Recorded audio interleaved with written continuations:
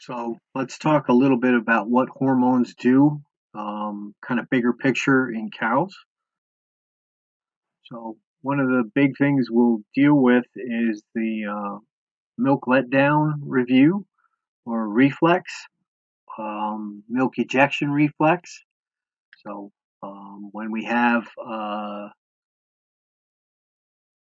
first part of that is second part of it is oxytocin being released. So there are nervous signals that are sent from the udder to the brain, either with the calf nudging the udder or the act of putting a cow in the parlor and washing udders will condition the animal to release oxytocin. So you're going to have a nervous response that is measured in milliseconds. That's going to go to the hypothalamus, and we said that oxytocin gets released from those neurons that go down into the posterior pituitary. So we have the milk ejection reflex. The oxytocin is released into the blood. It's got to flow back through the vena cava to the heart. It's going to go back to the lungs and then go back to the heart and then go out to the body. So wherever you have oxytocin receptors, we have some in the udder, we have some in the reproductive tract. So the oxytocin can help where it can. We're focusing on the mammary gland at the moment. We know that oxytocin's effects are blocked by epinephrine or adrenaline. So what releases adrenaline or epinephrine? We're usually dealing with stress responses. So if a cow is under stress, she's not going to get a good milk let down.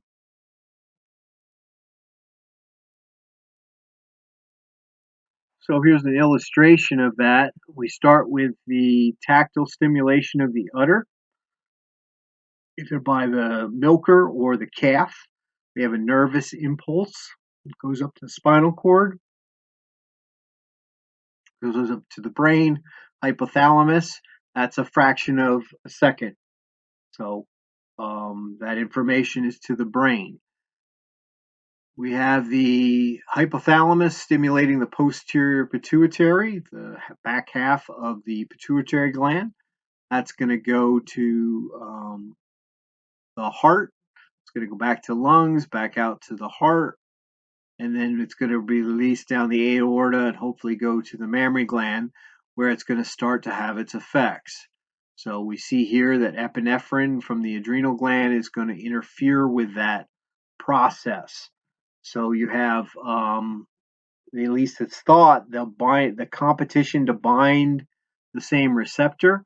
The problem is that adrenaline, while blocking it, will not stimulate it. So oxytocin will fit and stimulate. You also have the restriction of blood flow, particularly to the udder, by epinephrine. So if we have less blood to the udder, we're going to get less oxytocin to the udder. Once the oxytocin gets to the mammary gland, it's going to go to the alveoli. You have the alveoli here, and then you have myoepithelial cells that surround the kind of the Star Trek looking emblem here. You have the blood capillaries on the outside. The next layer in is the myoepithelial cells. So here's the blood vessels peeled away, and you have these star-shaped patterns, these chevron-shaped patterns that have tendrils out. They're stimulated by oxytocin. They're going to contract and therefore take that balloon, that alveoli, and squish it down. By squishing it down, all the milk in the lumen here gets squeezed down the duct system towards the teat cistern, towards the gland cistern, and for ready for harvest. So because we don't have any air inlets up here, we got to squeeze the milk out, and oxytocin comes here, stimulates the muscles, and lets that happen. So this takes about a minute to 2 minutes. So, and all of that is the release from the hypothalamus, the posterior pituitary, and it takes about 2 minutes to flow through the blood and then get to the alveoli to start the contraction. So after we've started stimulation of our udder by cleaning, we'd like to attach anywhere between a minute to 2 minutes for maximum and efficient milk letdown, capture of the milk as it gets squeezed out of the udder. So we need to, if we're thinking about lactation, we need to think about hormonal control. Lactation is unique to mammals by definition. Mammals have mammary glands. They produce milk. All mammals do. That's their one defining feature. The purpose of lactation is twofold. One is to provide at least early feedings the first day, an opportunity for passive immunity to be transferred from mom to newborn. Some species are more aggressive about that than others.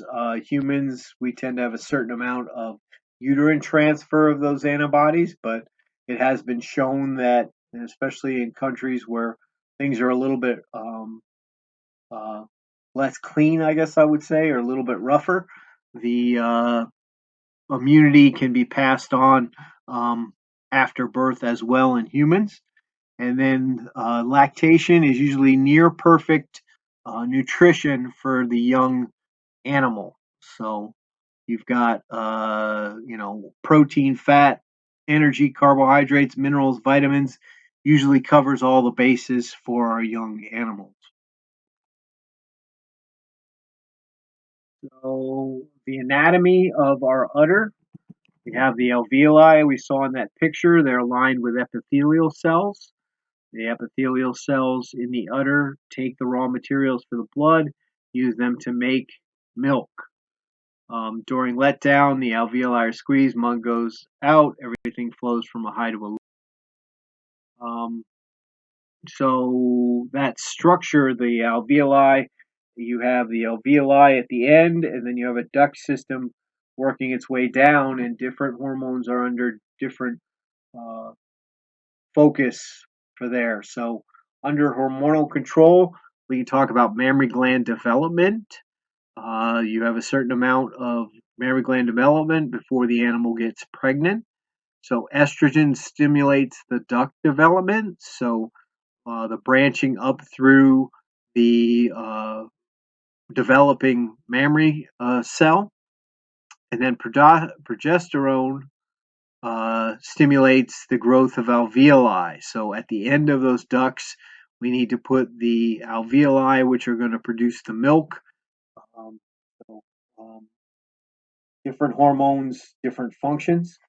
There are other hormones that help the mammary gland develop: FSH, LH, somatotropin, uh, lactogen, thyroid hormones are all going to contribute in some way, shape, or form to that mammary gland that develops and then eventually produces colostrum the day of calving.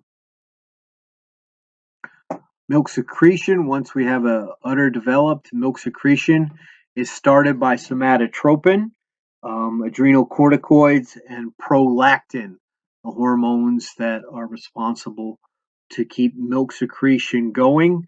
Those alveolar cells producing the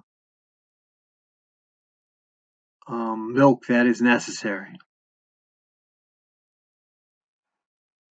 Um, Once you got milk secretion up and running, it's maintained by somatotropin, oxytocin, prolactin, adrenal hormones, and thyroid hormones. These all contribute to keeping that secretion going. The the issue becomes, how much can you alter these or not alter these? And the answer these days is very little if you want to have a market for selling things in. Um, so the natural shape of the production curve, these start out high in early lactation and then taper off, and that reflects the milk production going down over time. Milk secretion is generally a positive feedback system. The more withdrawn, the more is secreted. So if you can milk out your cows reasonably well, you should be able to continue milk production for a longer period of time. Anytime you get back pressure or you skip a milking or anything like that, you're going to get back pressure. Bad pressure is going to shut down secretion, slow things down, so you're going to get less production for all the cells that experience that back pressure. If we look at total milk secreted, it's the number of cells by secretion per cell. When we're going up the lactation curve toward peak, we are increasing in secretion per cell. So we're getting more per cell as we go up. On the downside of the lactation curve, we're going to have less milk per cell, and then we're also going to lose cells as we have mastitis or just they get old and sloughed off.